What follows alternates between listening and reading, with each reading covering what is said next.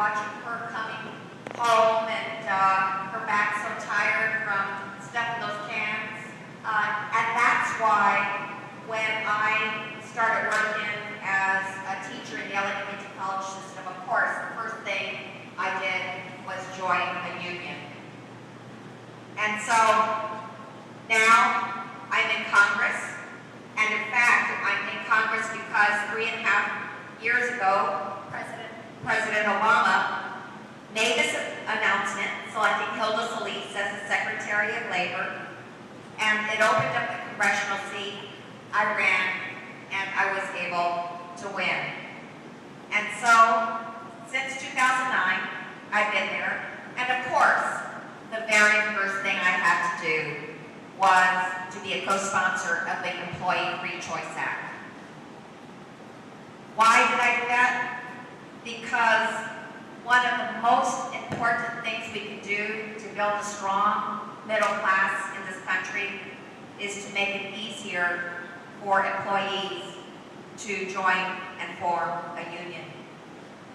And yet, we can see how hard it is. I was so moved with what happened at DirecTV and all the efforts of leaders like you, who, despite all the harassment of the companies, still forged ahead to form this union so you could protect yourselves, so that you could bargain for good working conditions, so that you could bargain for better wages. And in fact, let me tell you that the biggest challenge that we have is to make sure that we do have good middle class jobs in this family. So to make sure that everybody feels that they can achieve the American dream by having a job, getting a house, and being able to raise their kids. And what can help them do that? The union. Union members are always better off, I have to tell you. Union members earn 30% more than non-union workers. Union members are 59% more likely to have employer-provided health coverage. Union members are 4 times more likely to have pensions. And I think workers all over the country would like to join unions if they had the chance. But they don't always have a chance. And that's why there is this Employee Free Choice Act. What it would say is all you have to do is sign a card, and then those cards can be collected, and that would constitute your election. And the reason that we have pushed this is because if you just do this ballot box kind of election, many times people who go to the ballot box are intimidated by the employers. And golly, in my opinion, if it takes only a signature to buy a house, why couldn't it take a signature to join a union?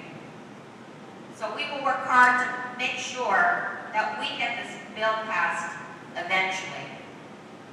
I'm also fighting worker misclassification, because you know there are unscrupulous employers that try to weasel around the employment rules so they can undercut their competition. And what they do is try to classify everybody as independent contractors. In fact, that may be going on with DirecTV as well, because by classifying them as independent contractors, they don't have to give them the benefits and protections that they would give other workers. So that's why I'm trying to change this with HR 3178.